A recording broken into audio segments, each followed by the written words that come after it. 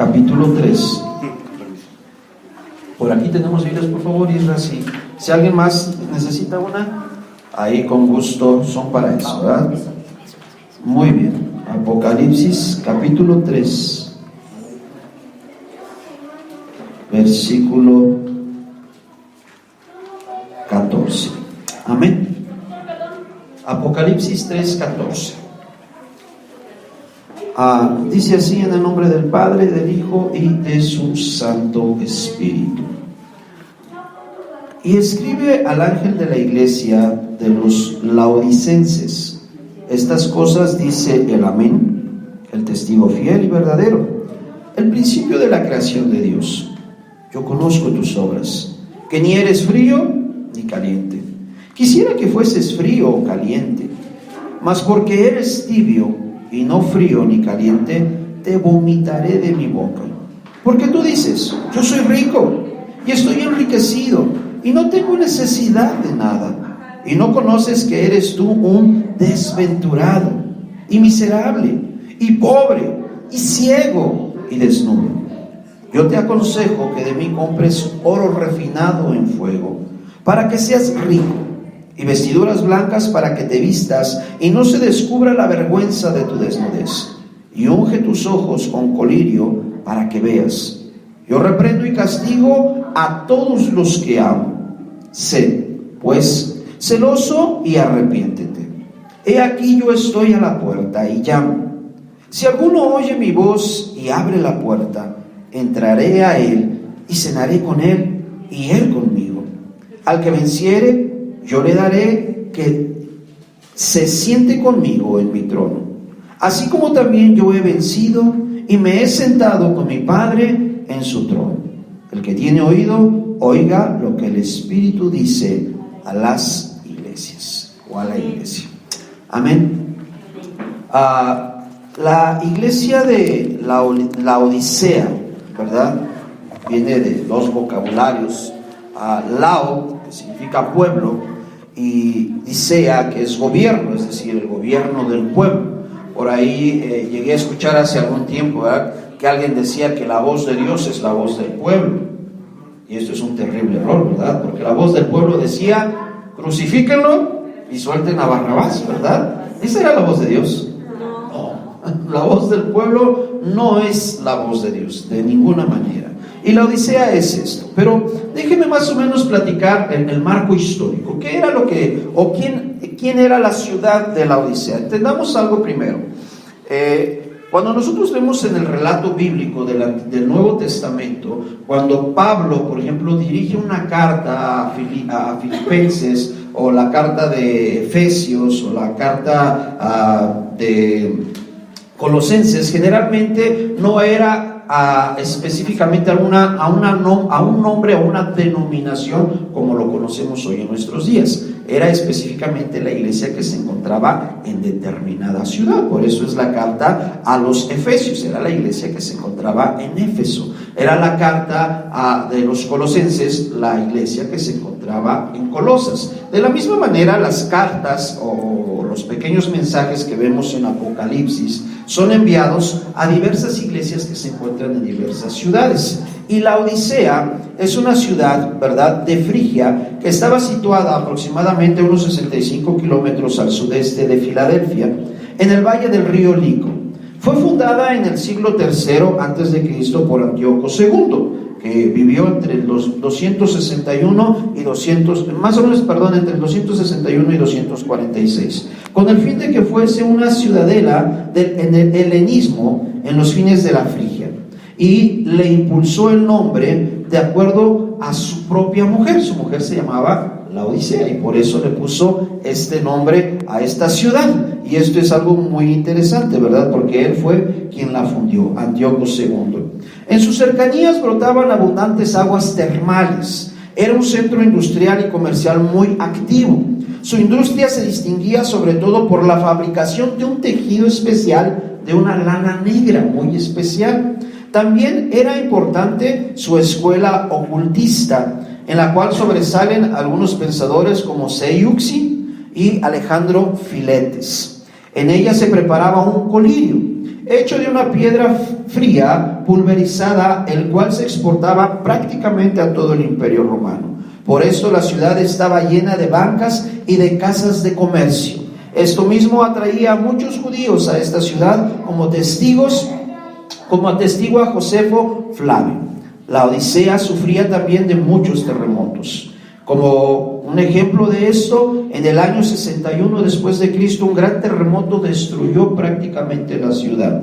Sin embargo, orgullosa y confiada en sus propios recursos, esta ciudad no quiso aceptar la ayuda que ofreció Roma, y por sus propios medios logró levantarse pronto de las ruinas en las cuales se encontraba debido al terremoto. La autosuficiencia de la Odisea aflora también precisamente en esta carta, como lo estamos viendo en el marco histórico. Vamos a examinar y ver cada una de las situaciones que se escriben y se relatan en esta carta. Jesucristo se muestra severo con la tibieza de esta ciudad por las personas que se encontraban en esta iglesia, debido a que ellos se encontraban tranquilos y relajados en la opulencia y en la bendición aparente de tener una vida cómoda y agradable.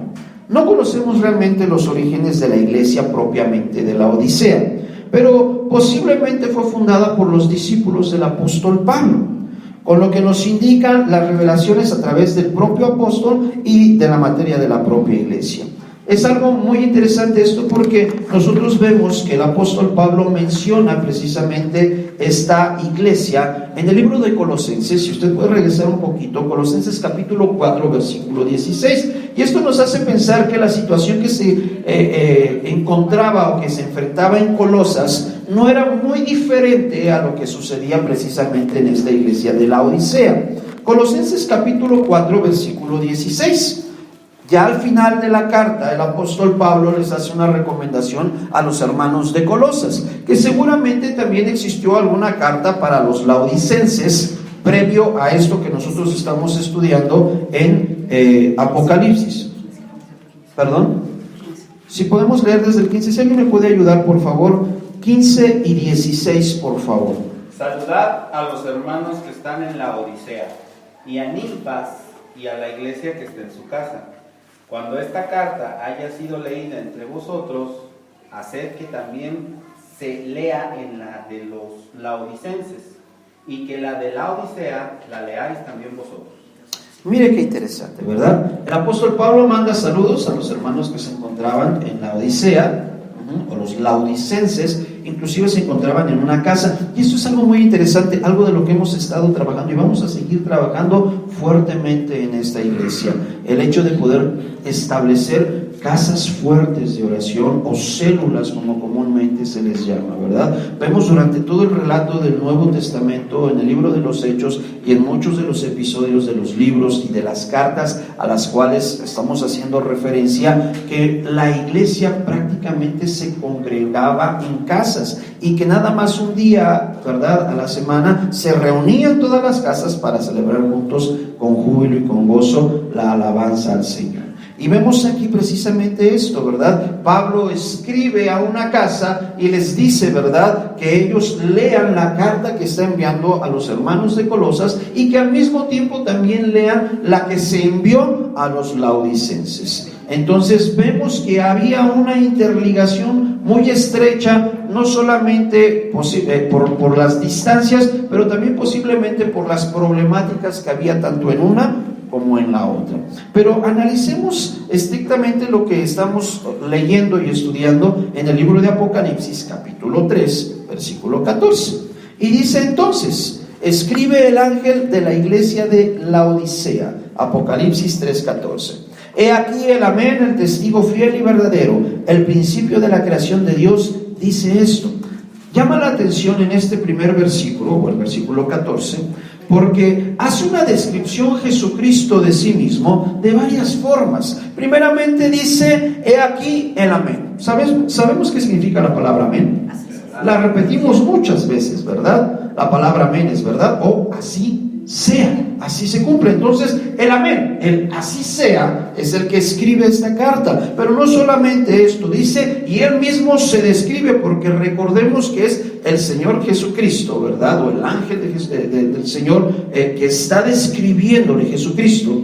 está describiendo a Juan todas estas cosas que él está viendo en el Apocalipsis. Y Jesucristo, corrijo, no era el ángel, es Jesucristo, ¿verdad? Es el que le describe a Juan y le dice: yo soy el amén, pero no solamente soy el amén, soy el testigo fiel y verdadero.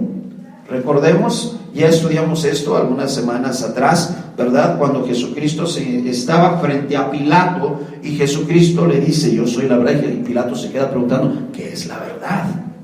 Jesucristo, ¿verdad? En el Evangelio de Juan habla y se describe: yo soy la verdad y la vida.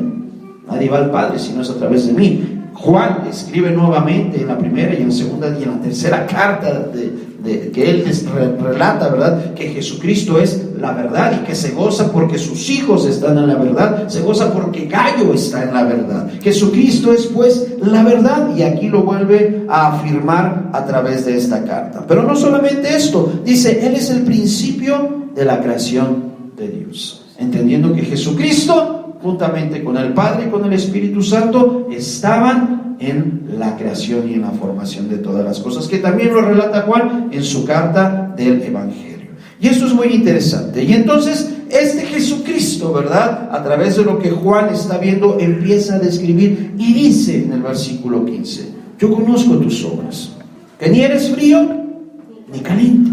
Ojalá fueses frío o caliente, porque cuanto eres tibio y no frío ni caliente, te vomitaré de mi boca.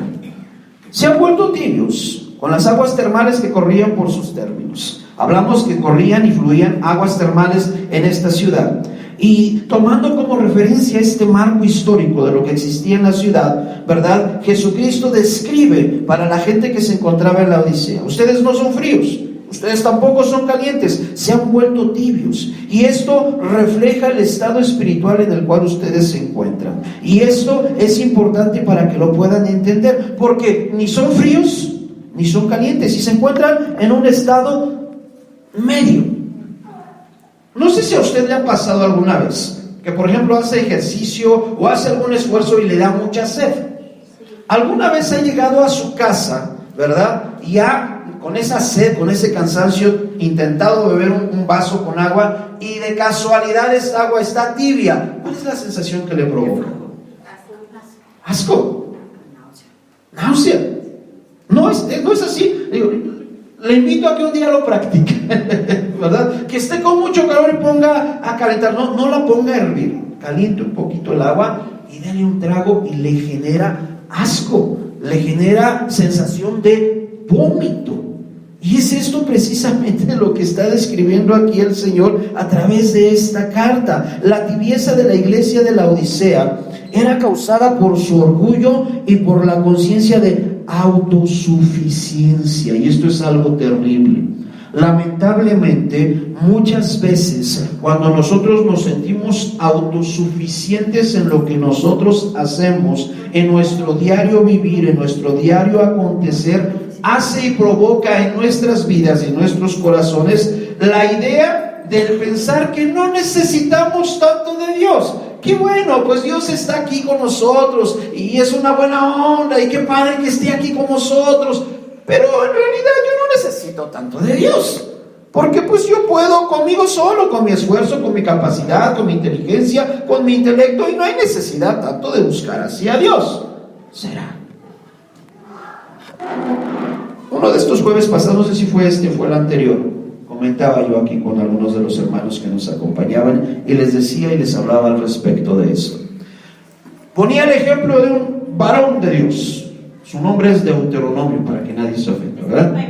Fue este jueves, ¿verdad? Lo voy a repetir un poquito. Los que lo escucharon, denme oportunidad para compartirlo con los hermanos. Está el hermano Deuteronomio. El hermano Deuteronomio es un hombre muy capaz. Es un hombre que empezó una empresa y en su empresa le va muy bien en la vida. Es un hombre que cumple siempre en su casa, no fuma, no bebe, no se va de parranda, no se va con los amigos. Todos los días llega a su casa, su esposa está ahí, él la ama, él la respeta, tiene unos hijos lindos, preciosos, maravillosos, los envía a las mejores escuelas que hay en la ciudad, ¿verdad? Deuteronomio es un hombre que aparentemente tiene una vida totalmente resuelta, totalmente completa. Pensemos que lamentablemente Deuteronomio